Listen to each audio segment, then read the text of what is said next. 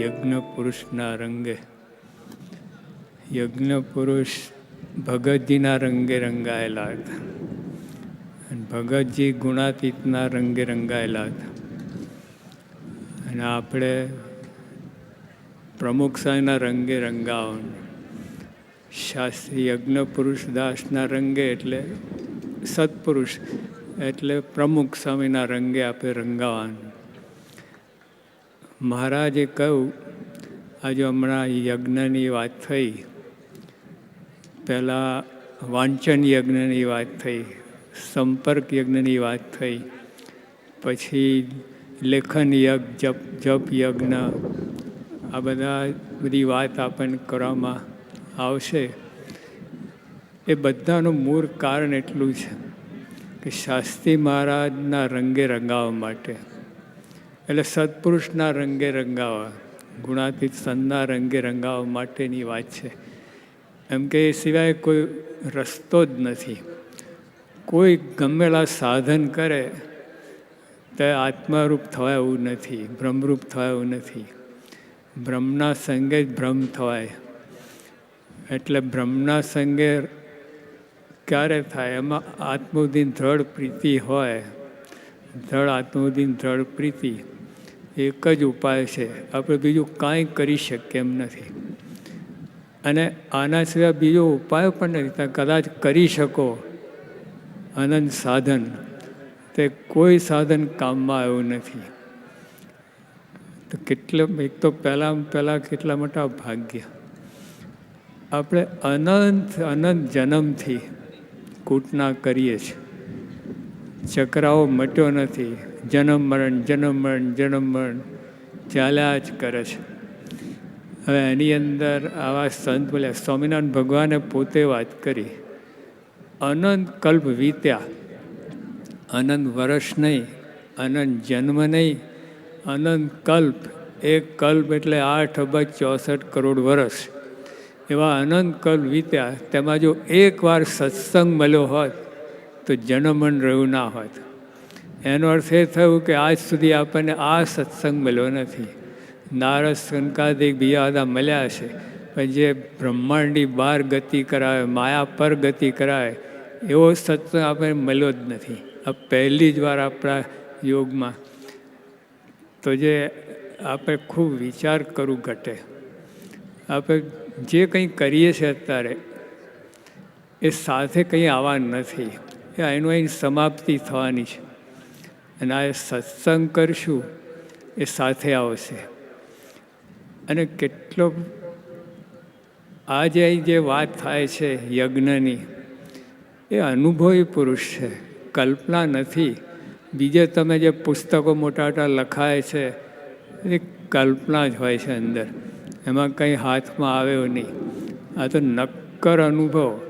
સાક્ષાત્કારની સ્થિતિવાળા એમનું જીવન, એમનું એમના વચન, એમની આજ્ઞા, એમનામાં પ્રીતિ જોડાવું કરવું, એમના સિદ્ધાંત, એ બધું નક્કર અનુભવ છે. કહ્યું ને કે જ્યાં ના પહોંચે રવિ ત્યાં પહોંચે કવિ, અને જ્યાં ના પહોંચે કવિ ત્યાં પહોંચે અનુભવી. એટલી મજાની વાત છે. ભલે લાગે સામાન્ય, તમને સાવ સામાન્ય લાગે, પણ અનુભવ છે, સોનું છે. અને જો બીજું બધું ગમે હોય તો પિત્તળ. અનુભવ સિવાય બધું હોય પિત્તળ જ કહેવાય.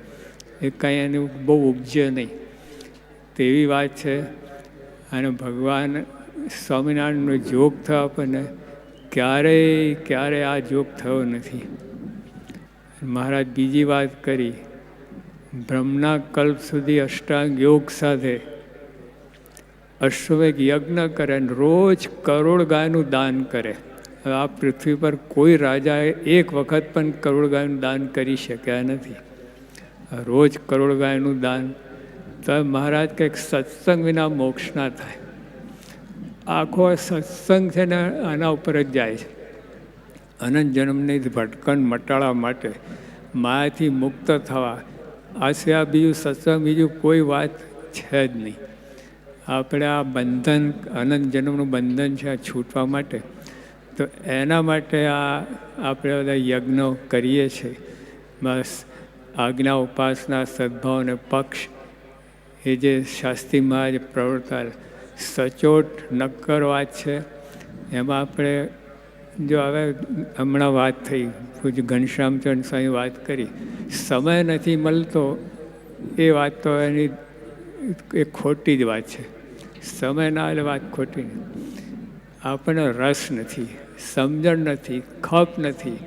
બાકી જો આ લોકમાં પૈસા કમાવા માટે સમય હોય છે, નાઇટ ડ્યુટી કરતા હોય છે, કેટલું સાહસ ખેડતા હોય છે, અને આના માટે કેમ ના થાય?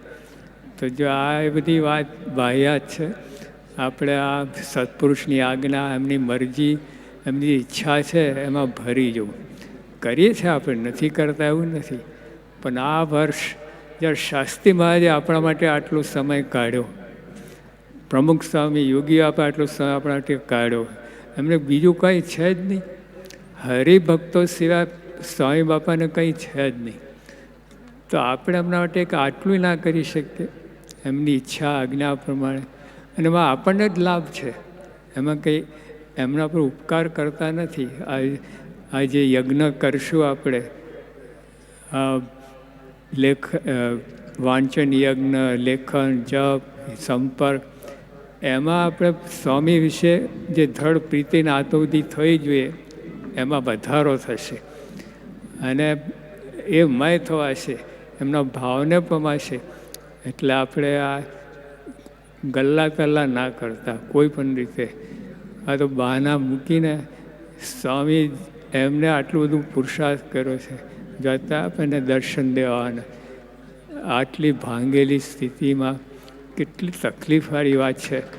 તો જો આવતા હોય તો આપણે આટલું એમને વચન ના આપી શકીએ કે સ્વામી આ વર્ષ શાસ્ત્રીમાં 18 શતાબ્દી છે, આપના ગુરુ છે, એમને આટલું બધું કર્યું, અને એ સિવાય કોઈ એમને ઈચ્છા જ નથી. જો યોગી આપા બોલ્યા, હરિભક્તોની સેવા પરિચર્યામાં જ ભગવાનની મૂર્તિનું સુખ છે. જો આવું માનતા હોય એટલે આપણા માટે જ બધું છે એમનું જીવન. તો આપણે થોડુંક પણ ગમે એમ કહીને સમય કાઢો, ખપ જગાડો, બાપાને રાજી થવાનું ખપ. બીજું બધું આપણે આપણી રીતે રાજી કરીએ છીએ. પણ આ પણ જે અત્યારે આ વર્ષ દરમિયાન જે આપણને બધું આજ્ઞા કરવામાં આવશે, શાસ્ત્રીમાં 18 શતાબ્દી નિમિત્તે જે કંઈ બધા કાર્યક્રમો આપણે કરવામાં આવશે, એમાં ખૂબ પ્રેમથી, શ્રદ્ધાથી, ખપપૂર્વક અને જવાબદારીપૂર્વક આપણે ભરી અંદર એ જ પ્રાર્થના. સહજાનંદ સ્વામી મહારાજ.